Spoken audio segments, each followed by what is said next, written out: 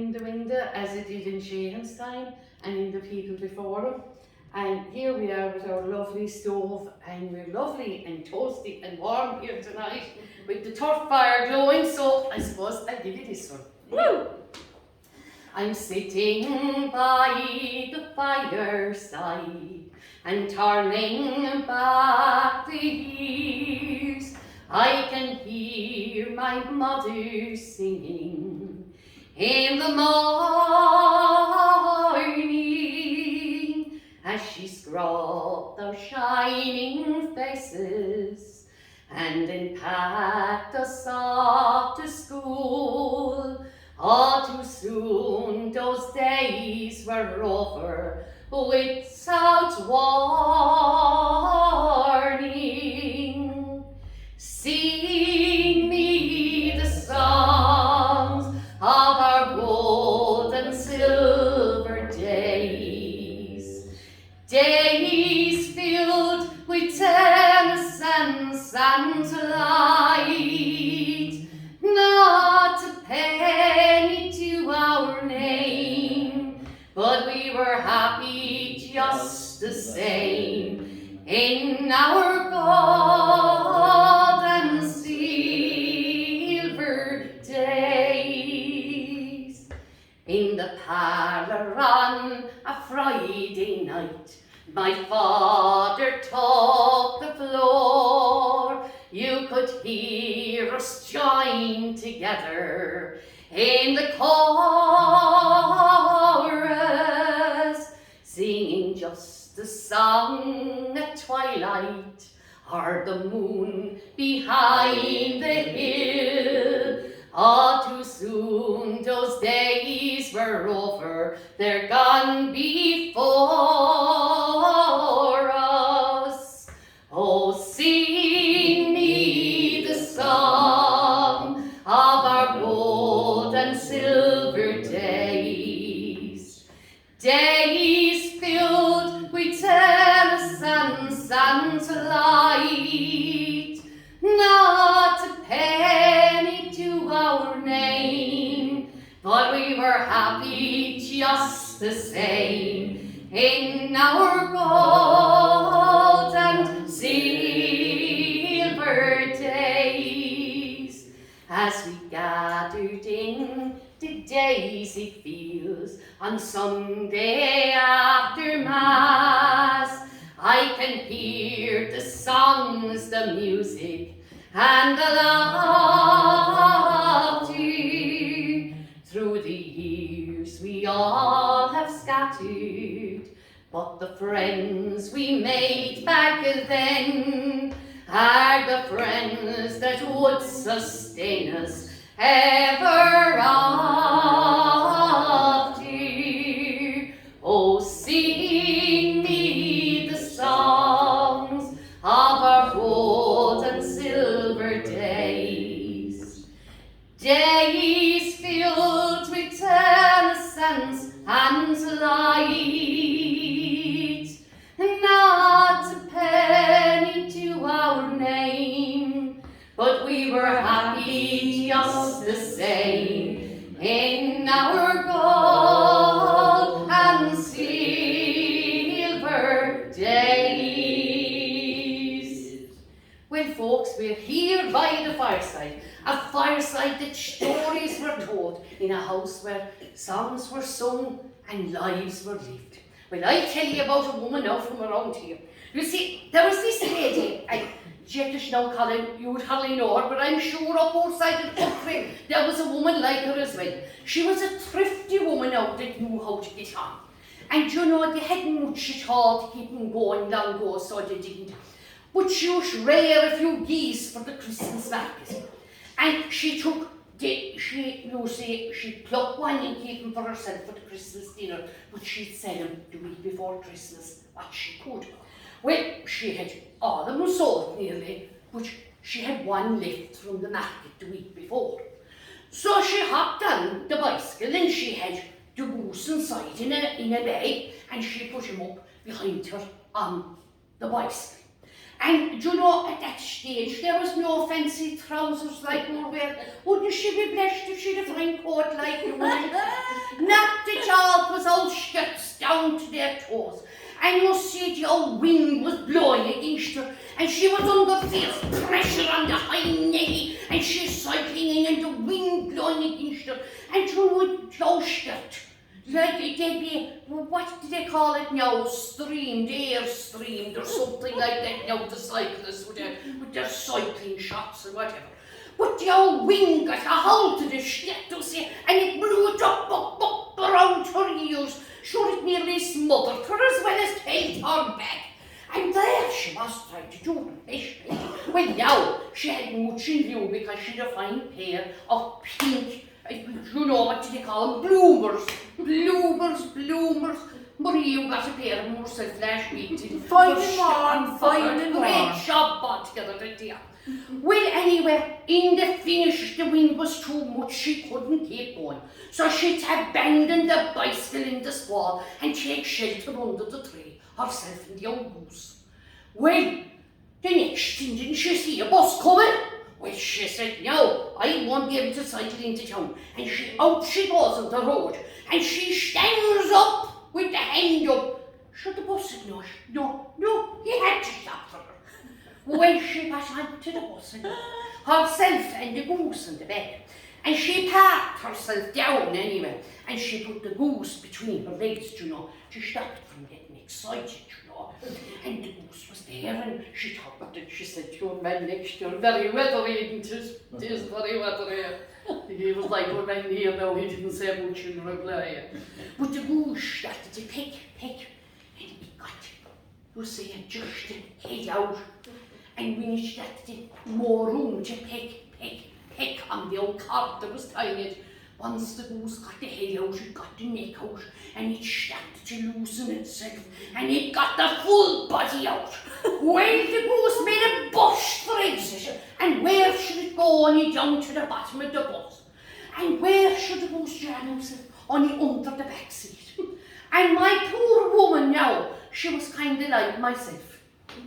Built for comfort, not for speed. Down she had to go, and the awkward position she had to get under to get the goose out. And of course, do you know, when you would be in that kind of an awkward position, do you know what would be the ideal position now for, do you know, for to break wind? Do you know, the old combustion, should it was it blew the valve.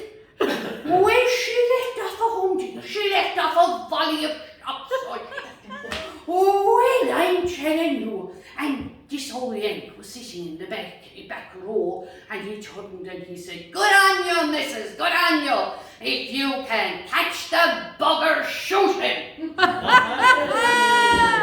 Oh my goodness, Francis, that was brilliant. Thank you so much.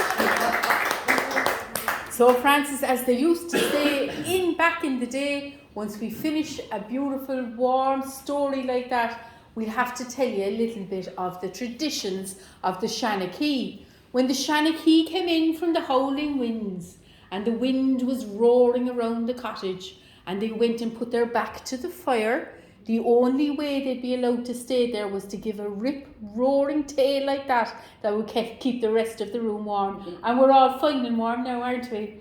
Brilliant! So now I'm going to turn things over to our Colin Irwin. He came all the way from Antrim. How long was the journey, Colin? Oh, I probably had a comment direct route of about 5 hours, but we got lost a couple of times, so it took us about 6 hours. Thereabouts. But Colin, you know the road well now for your next visit, don't you? Very good. And I got lost again. Very good. And do you think that we'll be invited up north as well with stories like these? Oh, I would like to think so. Mighty. So Colin, what are you going to do to earn your place by the fire? Well, I'm going to tell you a wee story from up around my part of the world. Of course, if you go back far enough, anywhere in Ireland, the tradition was always the same. That the ploughing never started until the last of the spuds was gathered in and clamped. Well, that was usually the month of November. Well, of course, when all the spuds was in, then the ploughing would start and they would get the colours on the old horses and the way they would go and start, they would plough in the stubble, and then they would get the barley sowed and the wheat sowed, and that ploughing went on all through November and December, January and February. And of course then the first potatoes were always sown on St. Patrick's Day, 17th of March. Remember that? That's right. Well, but anyway, that was the tradition in them days. But of course, I want to tell you about a miserable old brute of a farmer. Because that's the boy I'm going to tell you about. He didn't care for tradition. He didn't care for stories. He didn't care for song. He didn't care for superstition, religion, or anything else. All he cared about was money and the making of money. Every pound was a prisoner, and time was money. And so he worked from early morning to late at night. And come Christmas time, that was just the same as any other time of the year. He just worked on through it. You see, for all the other farmers in the countryside, Christmas was a great time because they got a few days off. And they would take a few days off to mark Christmas and mark a turning of the year. And that, of course, meant that their poor old horses got 3 or 4 or 5 days off as well, because that ploughing season was the hardest time of the year. It was the shortest days, the coldest. There was frost, snow, rain and wind, and the horses needed a wee bit of a break in that part of the year. Of course, when Christmas came, they were stabled up, and they got the nice fresh summer hay and a wee bag of oats, and they were able to rest up and fatten up for a few days for that long run into St. Patrick's Day and all the ploughing that they had to do. But this old boy that I'm telling you about, the miserable old farmer, he never took such a break.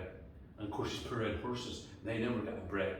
And they were all harness sores with them big leather collars rubbing on their shoulders, and their ribs were sticking out of their hides for want of a bit of decent hay and a wee taste of oats.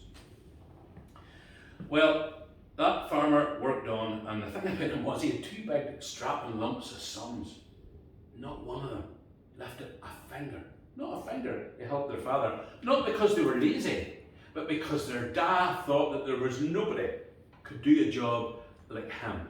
He always had this old saying that he used to say all the time, which was, you want a job done right, you have to do it yourself.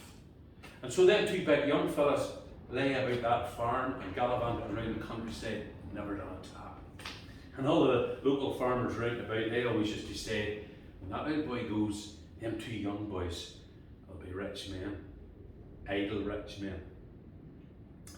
Well, of course, in them days there was a great tradition, still alive in some parts of the country yet, that on Christmas Eve, every farm animal in the world gained the power of speech just for a couple of hours. Because if you go back over 2,000 years to the very first Christmas Eve, that wee stable in Bethlehem, when Jesus was born and laid out in that manger, all those animals that were in that stable, they were witness to that miracle in Bethlehem. And they were granted the power of speech, as all the animals were, to spread the word that Christ had been born all around the world. And that tradition carried on for over 2,000 years. But our old farmer, he didn't believe in any of that nonsense. He worked on. And come this particular Christmas Eve, he was working same as usual. Forgot the time of the day it was, and he was still scrubbing hen's eggs at near midnight. Well, he was going across the castle. The farmyard, that's what we call it up in County Antrim, the castle. He was going across the castle towards the barn door, a hurricane lamp in his hand, half running as usual to get a wee bit more work done before he would have to go to bed. But he stopped in his tracks, for he heard voices, strange voices. And he knew it wouldn't be one of the hired men. He knew it wouldn't be a man on the roads. For he knew that all them old folk, they would never be near a barn or a byre or a stable on Christmas Eve, because everybody in Ireland wanted to eavesdrop on the animals to hear if they really did speak or not. But they were too feared to do so, because they knew that terrible misfortune would befall them. And that's why the men of the road and the hired men would never be anywhere near a barn or a byre on Christmas Eve, for fear they would accidentally hear something being said by the animals. So he crept forward the old farmer to a wee crack in the barn door and held up the hurricane lamp and he peered in. And he get the shock of his life. For there his two big draft horses were talking to one another. And the eldest horse says, "You see that old bugger? He's going to work himself to death." And the young horse says, "Aye, and us with him." "Oh, don't you worry about that," said the elder horse. "Don't you worry about that. You mark my words. That old bugger will be dead and buried before the first day of spring." "Do you think so?" "I know so," said the old horse. "And then the fun will start." "The fun?" said the young horse. "What do you mean fun?" He said, "The fun will start then." He says, "You see them two big young boys of his that never lift their finger? Wait till you see when he dies and they inherit all the money that old bugger has salted away all these years. They'll spend every penny they get their hands on." "Ah, they'll maybe not be as foolish as you think. I'm telling you," he says, "a tight gathering is a wide scattering. You cannot put a beggar on a horse and expect him not to ride to the devil. You'll see." Well, there was a whole lot more said between the two horses, but I'll cut the story short. You get the gist of the conversation. And that old farmer dropped that hurricane lamp down by his side and he walked into the house. And his wife was sitting at the fire, I guess here, and she was darning a sock. And when she looked up and seen her husband and the colour of his face, it was the colour of that wall. "What happened to you?" she said. "You look as if you'd seen a ghost. Are you sickening for something?" And she looked up at the clock and it was midnight. "Are you sickening for something? You're finishing work this early?" she said. He never even answered her. He went on in next to the room and he lay down in the bed. And that's where he stayed for 3 or 4 days, expecting to take his last breath at any second. But he never. He lived on. Well, he got up and he looked out over the half door on about the third or the fourth day, and he could see that wee stretch. You know the way you see a wee stretch in 3 or 4 or 5 minutes every day after Christmas? That's what he could see. The next thing he heard a missel thrush singing up in the sycamore tree above the farmhouse. And that gave him the heart to get back up and get at it again. And the horses had had 3 or 4 or 5 or 6 days rest at this stage, and they were bravely mended up, and the sores had gone away on their shoulders. But he soon got them into the harness again and got back at the ploughing. And by the first week of January, he was at it full tilt again. All through January and February, he ploughed in the stubble, he sowed the barley in the wheat, and on St. Patrick's Day, he sowed an acre of potatoes. Well, that night, near midnight, he's going to cross the Cassie again with a big burra of steaming dung heading for the midden. And he got halfway across the yard, and he got a wing pain in his chest, and he went down to his knees and he collapsed. Well, the doctor was sent for, and the priest. But that old farmer, by dawn the next morning, was as stiff as a plank lying in his bed.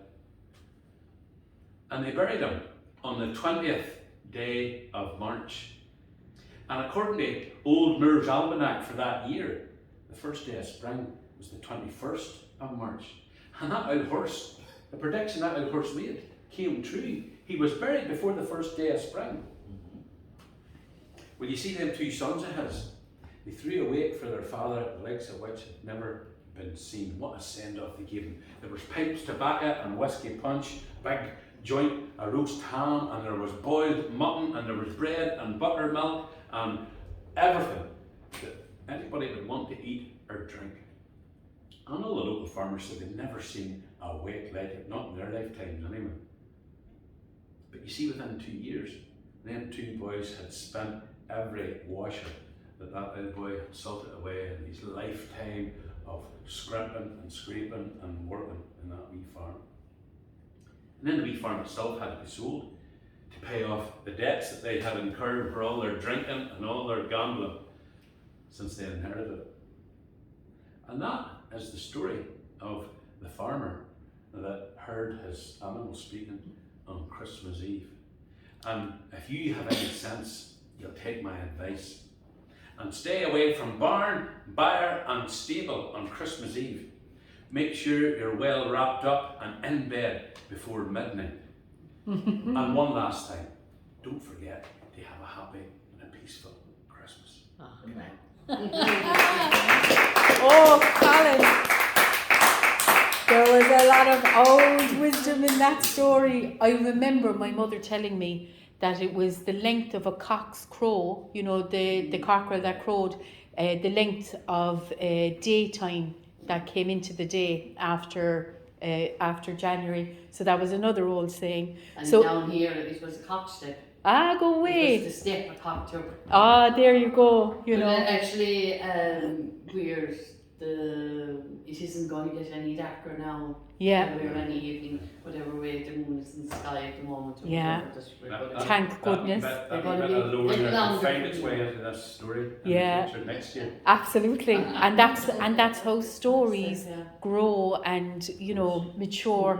It's between us, it's between the storytellers and, you know, and the beautiful warm memories that they bring. And now we're going up to another part of the north. It's to Belfast. Hello there, Sharon. Did you think you were getting away with things? Did you love the chat about the old ways and the old traditions? That's what I was going to say, Maria, because it's at this time of the year when you reminisce. And you reminisce about childhood and the traditions within the family. That's it, you know. And I think about my mother and all the traditions that happened, and my grandmother in our family. And of course, we were bathed in the tin bath on Christmas Eve, scrubbed, and our nightwear put on, and all the excitement waiting on the bearded wonder coming the next day. And we hung the stockings up. They weren't the fancy stockings that you see today, but a pair of my father's old socks. The bigger the better, because you thought more presents would be put in there. Of course. And I always loved getting to the toe of the stocking, because there in the toe always was your wee mandarin orange. And maybe an apple. And the best part of all was the brand new shiny coins at the toe. And did those coins last a long time with you, Sharon? I don't think not too long. No, not a bit. But I would like to share with you a wee story just about, we're in this beautiful cottage today, and what a privilege it is. And I was thinking back to old Bridget, and old Bridget lived in a cottage very much like this one. And you know, there wasn't too much in the way of money, of roughness, but she did her best for her children. And at this time of year, she would have got her children gathered together, and she would have went out up into the forest, and she'd have took the donkey that they had, and the children and Bridget would have chosen a tree, a beautiful fir tree. You know, one of those ones that are just perfectly shaped. And Bridget would have cut the tree down and put it on top of the donkey, and let the donkey bring it back to the little cottage. And the children were so excited to get the tree up. And they made little decorations out of pieces of paper. Do you remember those pieces of paper that you formed into little lanterns or a little chain? And that's what decorated Bridget's tree. And when the children were all put to bed that night, waiting on Santa coming the next morning, Bridget would have spent her time baking her bread for the morning time and sweeping and cleaning for Santa coming. And she'd have got the old broom out and she'd have brushed all the corners of the cottage. But the spiders, they seen Bridget coming with that big broom, and they darted away up the walls, and they hid on the beams, and they peered down looking at Bridget cleaning the cottage all night before she retired to bed. But when Bridget retired, the spiders would have crept back down the walls again, and they were mesmerised by Bridget's Christmas tree. And there they were, and they would have went up and down the tree looking at every branch with the decorations that the children had made. And as they did so, they left a little trail of their web. When Santa came, he looked at the tree and it was covered in the web of the spiders. And you know those webs, they look like a fine piece of Irish lace. And when Santa looked into the tree, he thought it was so beautiful that he, and only he, could put the magic on the tree. And he sprinkled the magic dust all over the tree. And those webs, they glistened. And when Bridget and the children arose the next morning and came in, there was the tree sparkling bright. And you know, that's how we end up today, using tinsel on our tree, where it's a reminder of the beautiful webs that the spider wove on Bridget's tree. And I just want to wish you all the magic of Christmas, of this time of year, the magic of the hearth and the home, of the oven and the table. And may you all have a peaceful and joyous Christmas together, and a memorable one. Happy Christmas, everybody. Oh, happy returns of the Many happy season. returns. Oh, that was beautiful. Beautiful, Sharon. Thank you, Sharon. And it fits so beautifully, doesn't it, in this gorgeous place. You could just imagine the spiders weaving those magic webs in the corner. And listen, Jimmy, we'll have to get a Christmas tree. It'll have to happen. We'll have to get a Christmas tree. Thank you so much for that, Sharon. I'm going to turn our sights now to nearer home, to our lovely Sonny. Thank you for coming, Sonny. There was a match today, wasn't there? There was indeed, yeah. Kerry and Waterford holding game. The Kerry lads won, saw that in the final now against your own County Cork against Coastal Rovers, and they'll beat Million Coastal Rovers in the intermediate final. Oh, fantastic! So we'll be meeting again over the hurling match. That's it. That, of course, the football is predominant in Kerry, but there's a little area too around our Kerry that keeps the hurling tradition alive. I'm not sure of the answer to this question, even though I am, yes. Sonny. But I was wondering, do you know who has won the most doubles of hurling and football in the whole of Ireland? Which county? Oh, I'd say I'd say Cork would be up there with the most. You'd be right. Isn't that why you asked the question? That's why I asked the question, Sonny. Good answer. I'm delighted with you, Sonny, because you saw through me. Very good. But also, Sonny, I've been hearing from our friends in St. John's over there in Canada how much they've been enjoying your stories and your songs, and how it reminds them of their own people. So there was a great emigration from this part of Ireland to St. John's, you know. Have you been enjoying telling the stories there? Yeah, well, sure. I suppose, do you know one thing, Marie? Mary couldn't be there at all on your first time. Brendan found anything, he was a Kerry man. And 1,000 years after, they gave the credit to Christopher Columbus, but Brendan was there. And you know, even though it is any will the John Blood wouldn't favour someone, if the famine wasn't there, and didn't send over the Irish and the Kennedys went because of the famine, and they ended up presidents of America, and several more things. John L. Sullivan, the boxer, went his father from a lead ordinary. He ended up a world champion. That's boxing. true. Yeah. And you know, if we were to go down that road now, Jimmy, we'd have a long story to tell. But I'm delighted to be here tonight, and the people from the farthest away are playing County Antrim, and they're here, and what Kerry always do, they sing a kind of a welcome song for them. So I'll do a little song, and I'll tell the story after. Brilliant. Far across yonder blue lies a true fairyland, with the sea rippling over the shingles and sand, while the gay honeysuckle is green glens of Antrim are calling to me.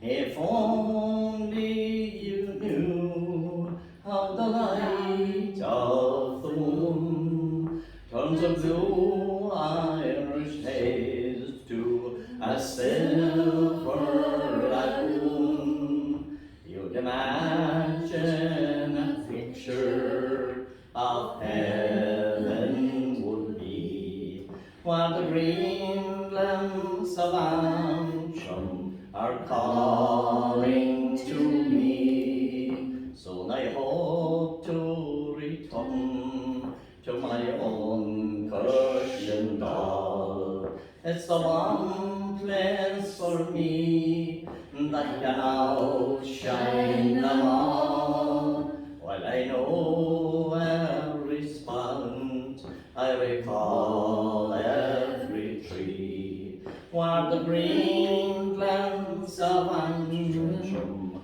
are calling to me. If only you knew how the light of the moon turns a blue Irish skin to a silver lagoon, you'd imagine a picture of heaven would be, while the green glens of Antrim are calling to me. Last verse. It's alone my concern, but the grandest surprise would be shining at me out of somebody's eyes.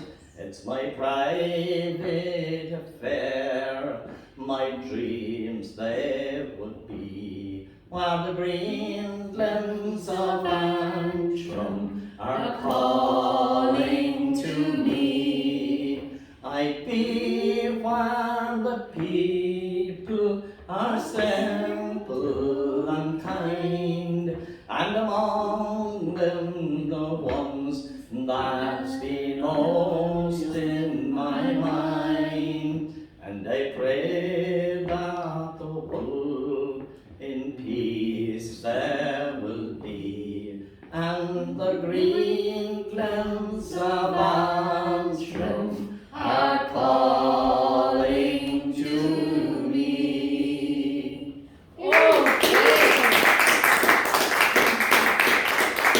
Thanks. Do you know what? We're talking there about the edge of the house here where we are now. And of course this would be an ideal place when I was growing up, we'll say, because that's the kind of a place we had at home. And the people would gather around the fire, and as you know, at that time with the tough fire there'd be ashes. And the people would gather around them, and it was like a night tonight now with the wind blowing outside, that they'd be ready for a storm. And there was this man, he was very good at telling stories. He was known as Martin the Bottles. And the nickname he got, he was to go around to the mission selling, you know, holy water and other things like that. And then he'd come, he'd have his houses, and he'd come to the house by night for his a pony and trap he'd have, and the pony would be put away in the house and fed, and then the trap would be put under the shed and all his stuff inside it, and he'd come in and he'd get his supper, and the people knew there'd be a story. And you know, there'd be at that time around November, the nights would be getting short, and they used to always say that the good people might visit the house, but they would never, you know. So they asked Martin, did you ever hear a story? And he said, I did, you know. He said, I heard it all right. He said, it was very frightening, you know. He said, you see, long ago, Mary Twissy said, had a lovely little house, and she had visitors one day in November, and they stayed longer than they should have stayed because they didn't see themselves for a while, and they were talking, and it had got dark, and the wind was inclined to blow up outside when they left. And Mag, after the tea and everything that she was after drinking, they forgot, when she went up to the room, the bed was cold, and she had forgotten to put in her hot water bag, a little bottle she had. So she had to empty the bottle that was in the bed, and she came down with her hot water bottle, and the fire now was still embers, because the people at the time always believed that it was lucky to leave the hot embers just in case the people and the good people of the fairies might decide to visit, and that it'd be welcome because they could have their tea or whatever. Meg, anyway, because the wind was blowing in, she decided she'd empty her hot water bottle down into the fire, and then there was a little kettle that the water was hot after the visitors, and she took that and she filled her hot water bottle and took it back up on the bed. And as she was going up the room door, she thought she felt something in her leg, but she didn't take no notice of it, like. But she did feel something, so when she went to bed and she was tired after the day, she woke up during the night and her leg was sore and she couldn't realise, and fair in the morning it was swollen out. And that time people didn't go to the doctors because they'd have cures, poultices to put around, but she had her own cure, and she put a poultice around her leg, and bandaged it. But it wasn't getting any better, and she started to worry about it. But there was this man, he lived alone up on top of a hill, and he was supposed to have communication with the fairies and good people. In fact, it was said that he had cures from them, but Meg anyway decided she'd go to the house, and she did. He was there, he had the door open, living in his own, and he had his little fire down, and she knocked at the door, and he said, come in up and he see who was there. Or he said, I know if it brought you. He said, "'Tis only, isn't it?" She was surprised that he knew. It is, she said, yeah. Well, he went up and he brought down a little jar. He was up for a while, a wine mint, and he said, rub that on now, he said, for 3 days, and your leg will be improving every day. And she did, and she couldn't believe when she came back. She brought him back that time. What she'd bring back was bread and sugar and spuds and that, like something that I could use eating. There wasn't much money around with people like that anyway. And she came back and she thanked him, and she said her leg was okay. And how did you know, she said, that I got a sore leg when I came to the first day? Oh, well, he said, that's a story now that you need to know, he said. You see, you had visitors, he said, that day, and I know, he said, that you had a lovely fire down. And when I was in touch with the good people, I said, we'll go to an actress's house tonight to have our tea. And we went, but he said, when the fire was after the embers and dashes were around, and it was hot and it was lovely, so they decided, because there was water boiling in the kettle, that they'd have their tea. But just as they had it poured out, he said, you came out of our bedroom with a hot water bottle, and it was cold water, and you threw it up on the ashes, and you threw it up on top of their tea and that.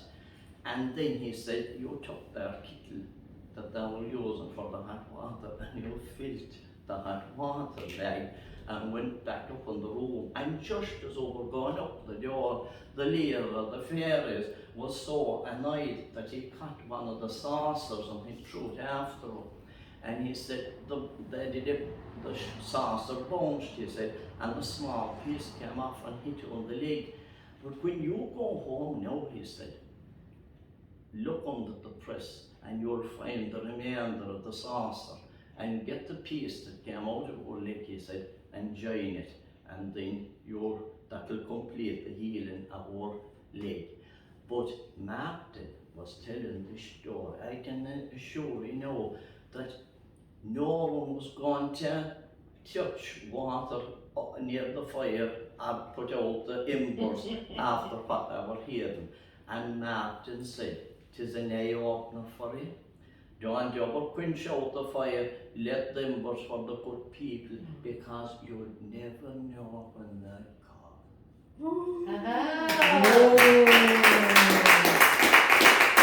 Now, Maria, she won't peer into the haze of the fire herself. Almighty. Well, then I will. Thank you very much for the invitation, do you know. And let me see there now. Just brilliant. Oh, and you look at this. She left a lovely scarf behind her. This is great. I have something to hold on to. Thank you very much. That's always lovely. There's so many stories that you could tell in a place like this, Sonny, you know. And I was thinking that with the history and the beautiful place that we have around, that I'm going to tell a story that my mother, Annie Gillen, gave to me. Now it's a true story, so my mum changed the names in the story. Long ago in Cork City, there was a time that they called the emergency. They said the whole world was at war. It was called World War II. In those days, Sharon, there was no oranges for the little stockings because nothing could be imported into the country, and of course nothing could leave the country either. But in Cork City, at least there was great food being around the Golden Vale of Ireland. It was a little bit like that down here as well in Kerry. So then this woman, she came in from outside the outskirts of Cork City, and she found the women there to be clannish. You wouldn't believe that now, would you, Sonny? Well, maybe you Why might. not? Exactly. But she found them to be a little bit clannish, and they found her to have notions. They used to call her Madge of the Notions. That one, she had notions. And so they didn't really talk to one another.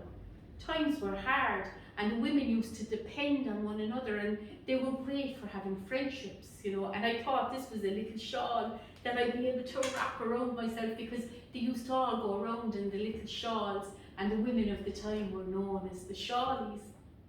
Time went on, and they were all looking to see would the little yellow envelope come through the door, because they were building beautiful new houses up on the hills of Cork. And they had a brand name on it. The name that they had on this place was Grana Bracher. So that was the love of the brotherhood, or the love of the monks.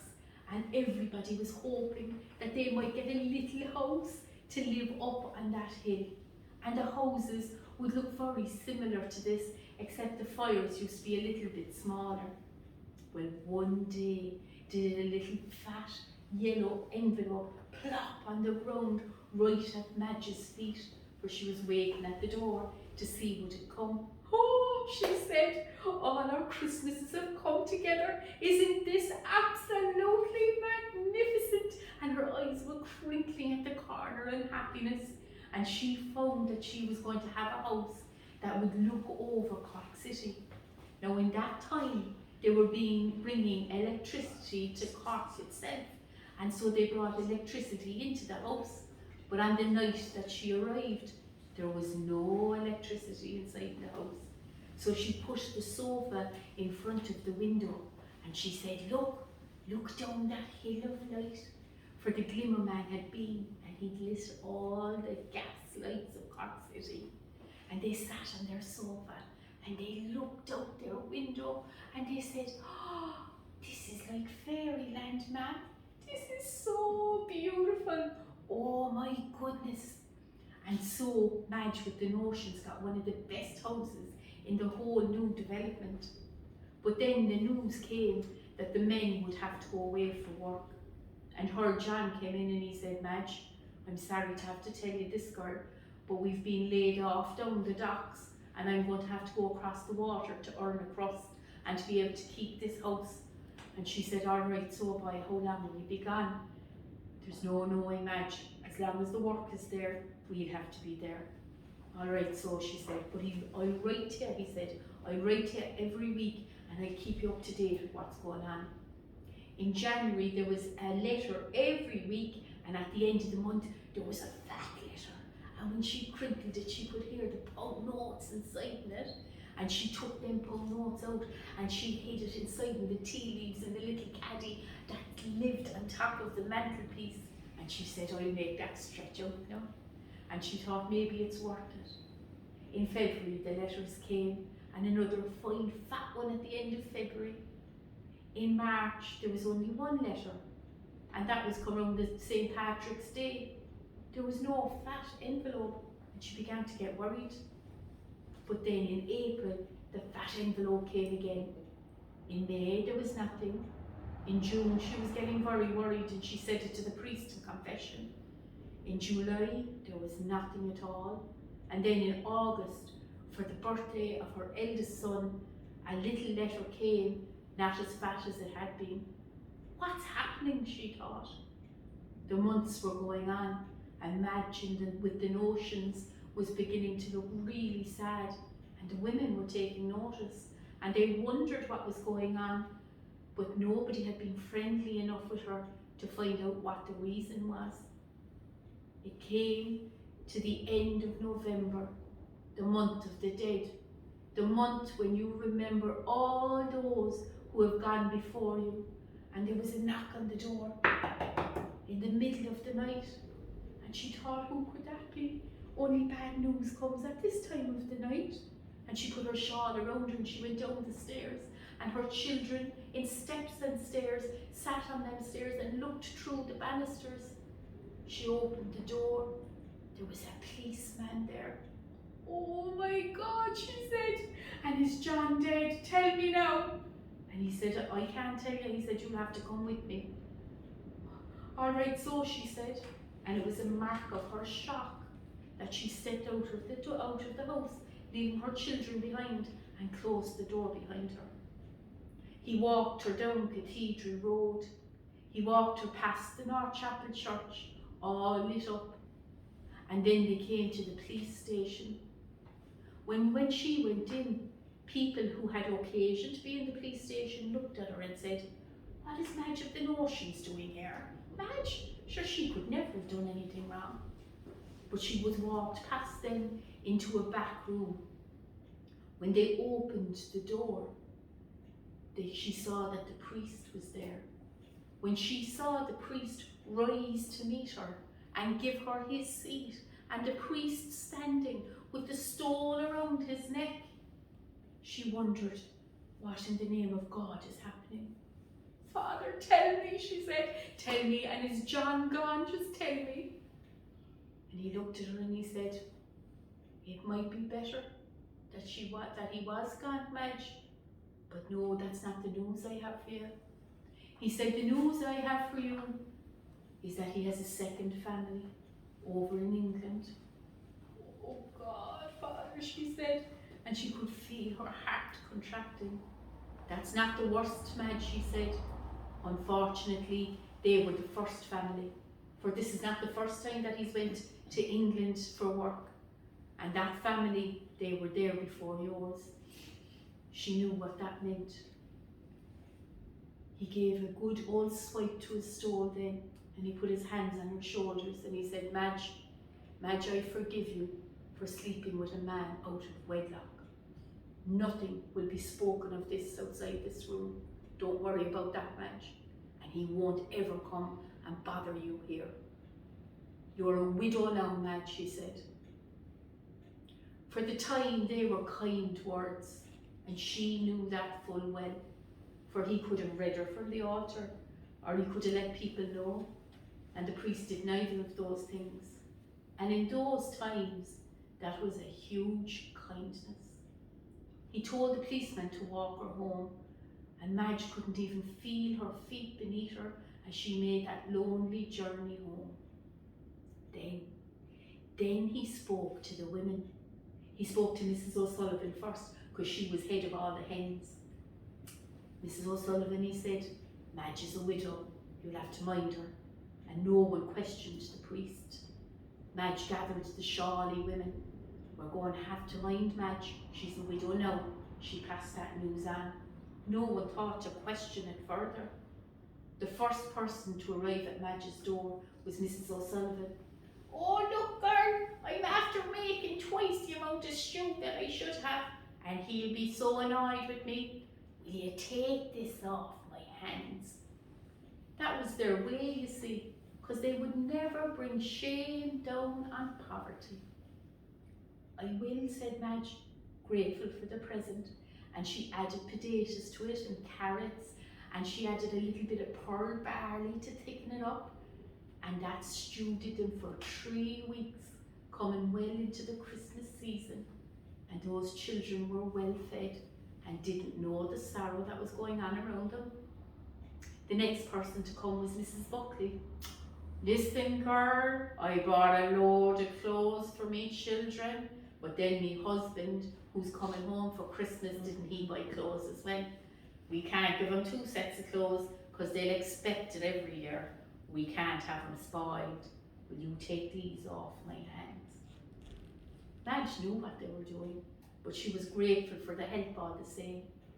And then, on Christmas Eve night, when all the women went together to midnight mass, because that was their time to be on their own, to have little remembrances and reminiscences, when they made their way into the North Chapel, the priest said, "How are you all now at Christmas?"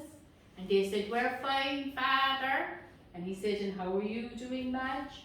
And Mrs. O'Sullivan spoke up for Madge and said, "Father, she's doing fine. Sure, isn't she one of our own?" In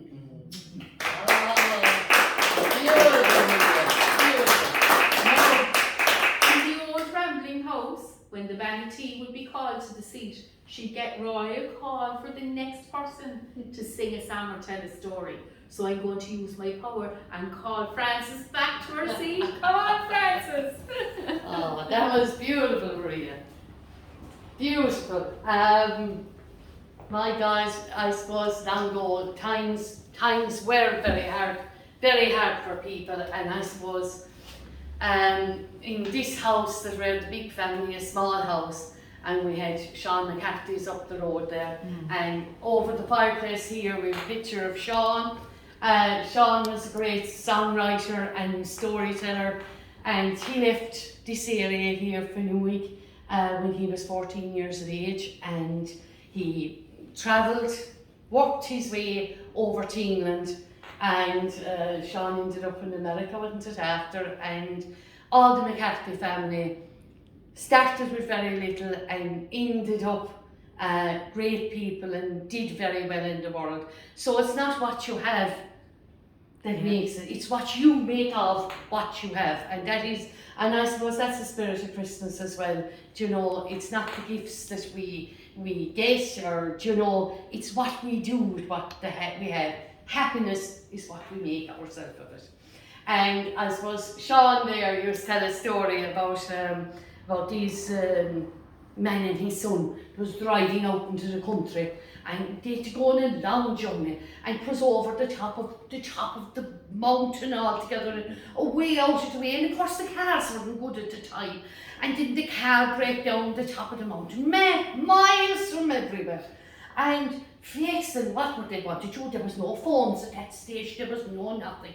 But the dark was coming down on top of them, and didn't they see the light of the candle in the window in a law?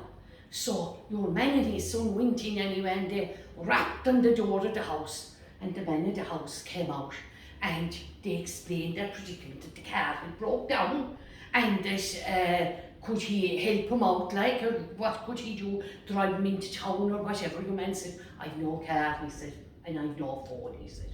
But he said, "There'll be a lorry passing there in the morning," he said, "and he'll take you into town." He said, "So you'll be grand. But come in now," he said, "you'll have to stay the night here." But he said, "Before I come in now, there's one thing I must tell you." He said, "I've a son now, and he was born with no ears. And he's very, very shy about it, and takes offence like if anybody even looks at him. So whatever you do now, don't pay attention or bring any attention to his ears. That's all I ask of you now, and you're welcome. And you know something, I've a pot of spuds just cooked there now, sure he must be 100. Well, he toppled out the big pot of spuds like one of the pots you'll see here in the corner. He toppled that out on the table, and he brought on the butter, and oh, sure lads, there's nothing as nice as a hot spud and the butter dripping out of it down the side of your jaw. And you see, the spuds were laughing up, and the boy, the son went to spear a spud, and if he didn't he catch the eye of the young lad in the house? The young lad said, "What are you looking at?" "I'm looking at your hair," he said. "You've a beautiful head of hair," he said, "just like spun gold." Pashed all right anyway. And after another one, they were eating and things were going good. Didn't he go for the jug of buttermilk on the table? But Fakes wouldn't his eye drawn again. "What are you looking at?" I'm looking at your teeth," he said. "I'm looking at your teeth." "Wait," he said, "they're the finest set of teeth I've ever seen. They're like mother of pearl in your mouth," he said. "Oh, your teeth are beautiful." Time passed anyway. They were going through the meal, and everyone was satisfied and comfortable, and there was no other faux pas made. But whatever way, the young lad went kind of back in his chair when he caught again staring. The young man said, "What are you looking at?" I'm looking at your eyes," he said. "I'm looking at your eyes. They're like pools of mystery. But you know you'll be banjaxed if you've ever to get glasses, because you'll know where to hang them on."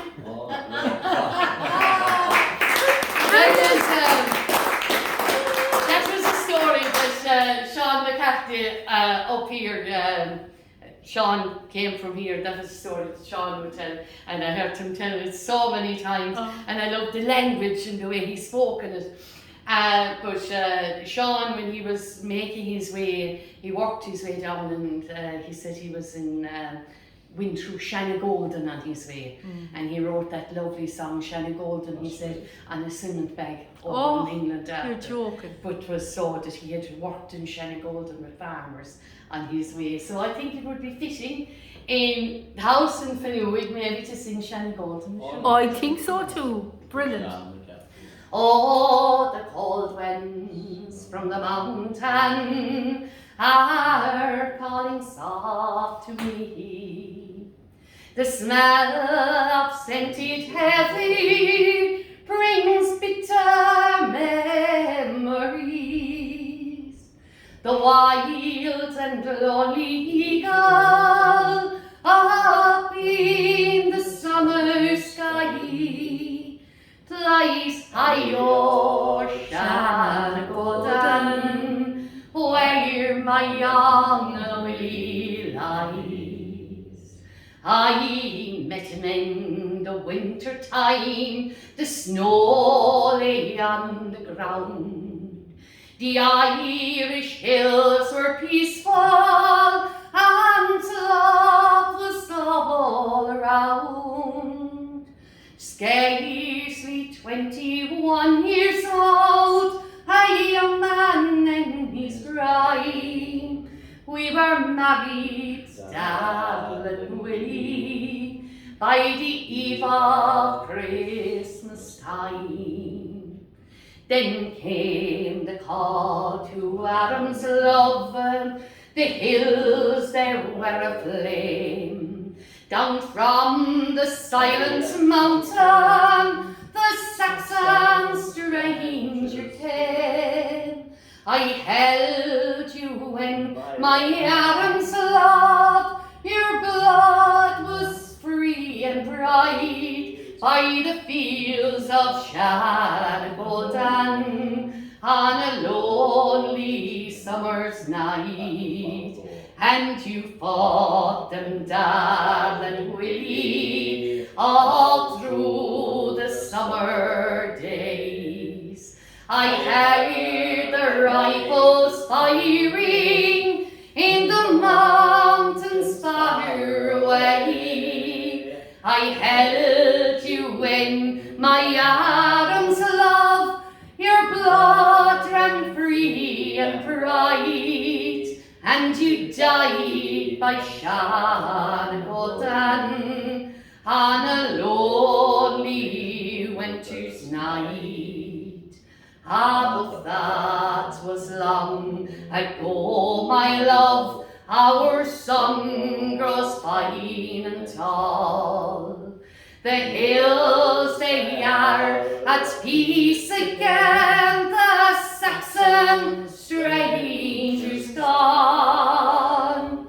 There's roses on your grave, my love, there's an eagle in the sky, flying high o'er Shannon, where my young Willie lies, flying high o'er Shannon, where my young Willie lies. Go home to. Oh, Jesus. Oh my goodness. I think we'll have to go up north again. So I'm going to ask Colin to get himself sorted out. Maybe we'll have an instrument. Colin, could I just ask you what song you're going to sing us? Well, if I was to ask you to tell me a Christmas story, or anyone here tell a Christmas story, you'd likely tell me about Mary and Joseph and a wee donkey ride to Bethlehem and the birth of baby Jesus. That would be the first one that would come to your mind. It's the original Christmas story, of course. There wouldn't be any others if it weren't for that. But if I was to press you further, you might tell me about Charles Dickens and A Christmas Carol and Ebenezer Scrooge, and so on and so forth. The more I would press you, your stories would get more and more obscure, I suppose. But if I were to mention this story to you, everyone in this room would know exactly what I was talking about, because it's ingrained into the psyche of the entire Western world. And the story that I'm talking about, of course, is the truce on the Western Front of Christmas Eve 1914. And some of what people think they know about that story is true, and some of what they think they know about it is probably not true. For example, the famous football match that's supposed to have taken place probably didn't take place at all. But what is not in dispute is that thousands of young men, the length of the Western Front, stepped out from their trenches.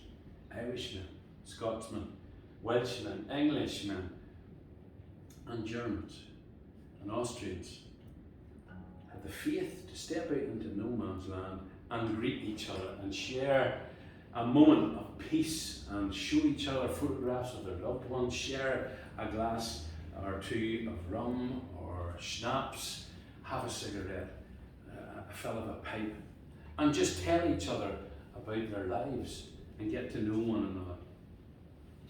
Well, sadly, of course, it only lasted for that one night, and the generals decided that this would never happen again. But that one moment, that one night, proved that if those young men had their own way, that there would be no war, and they would have not fired another shot. It was only at the behest of the generals and their colonels and their captains that they did so the very next day.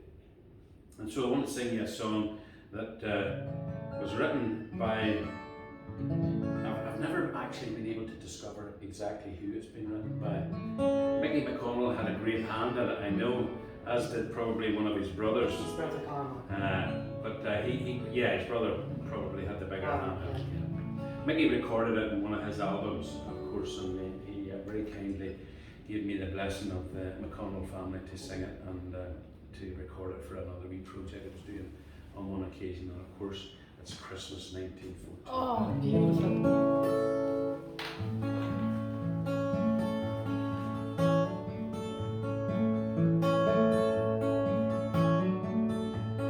In the year 1914, on Christmas Day, on the Western Front, the guns all died away.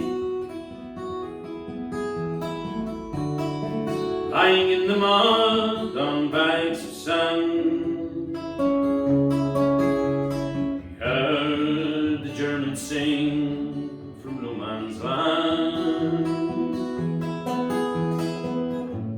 He had a tenor voice so clear and true.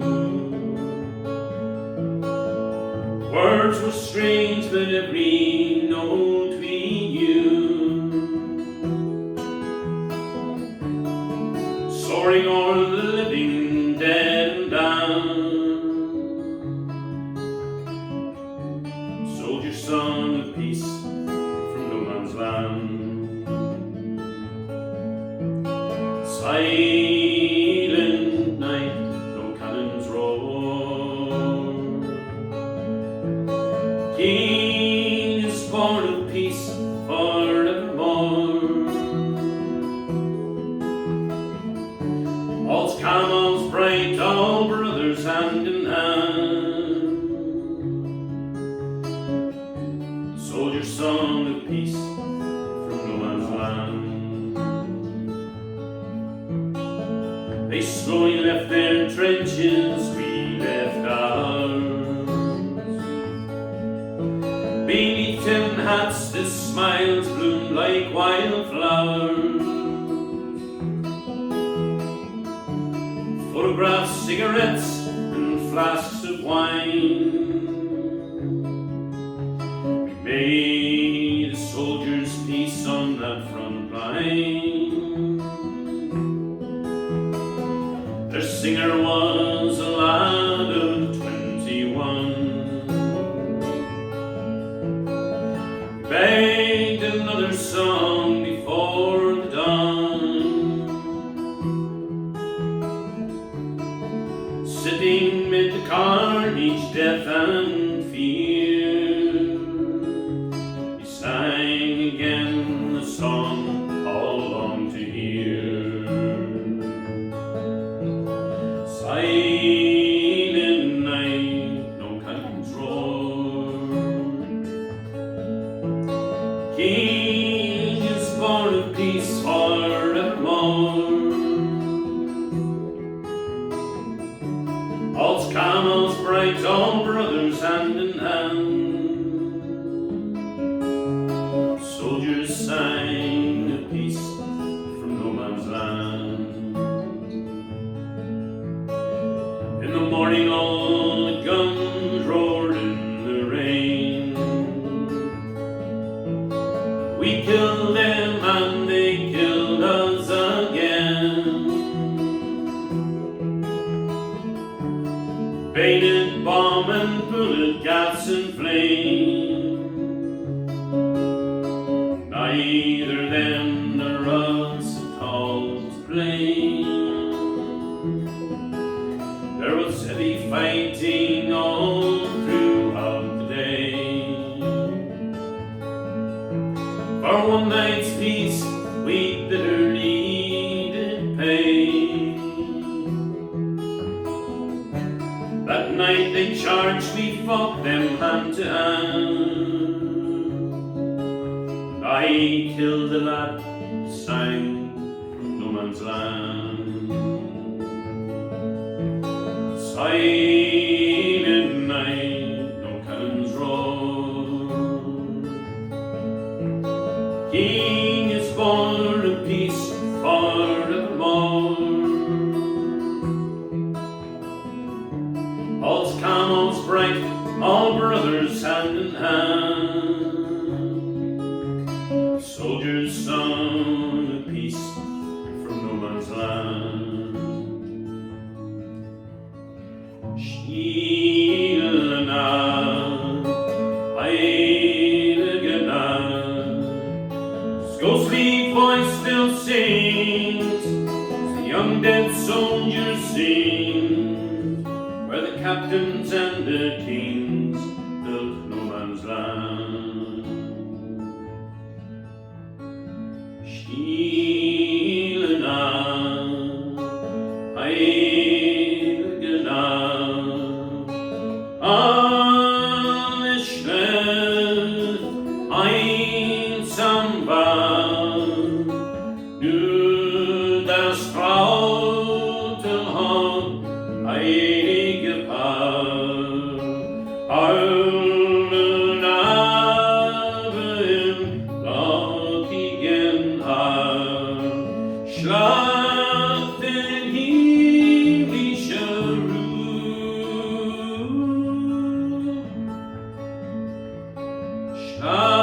Nothing easy shall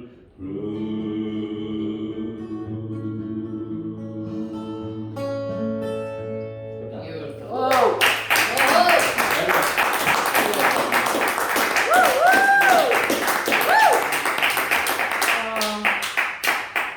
That really defines Christmas, doesn't it?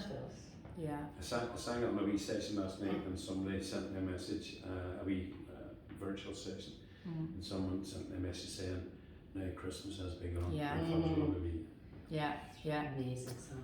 Beautiful song with a very important message, you know. So Yeah. so let's all wish for peace, you know. Peace. Peace, Siakon, you know, to got dinner over the time. We're going to be coming now to Sonny because Sonny is looking very comfortable. So now we're going to come to Sonny. We're going to say, Sonny, are you going to take out the basket I pole? will, yeah. Or is it an ornament?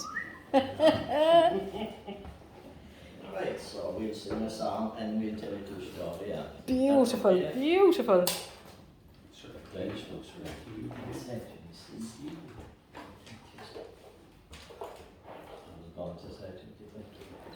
See what's in. I just. Last night, I was going to. Are you back now? Last night as I lay on the pillow, a vision appeared in my view. On a ship sailing over the ocean, and when it turned on the sea blue, on the deck stood a handsome fair lady, whose features I ne'er seen before. She sighed for the love of her country, singing Spanish from Ramsey shore. I thought I'd approach the young lady and ask her a God of her sign. Said, cheer up, my handsome fair lady, and I'll be your slave till I die. She looked at me in meditation, and the tears from her blue eyes did roll. I am a poor exile from heaven, but I'm where the sweet shepherds roll.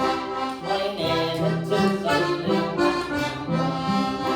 my age is scarcely 18. I thank you, good sir, for your kindness, for you don't know how lonely I've been. For the mountain and my mountain island, I'm forced with an exile to stray, far away from my home in Killarney, when a child I long for to say. Far away from the mountain and valley, from the punch bowl to the gap of young road, around by the shore of sweet Douglas, and the beautiful spot ahead. It was then I awoke from my slumber. I looked for my Irene Queen. It's all in the face of my mother, where the constance of days and night. Oh, the ship on the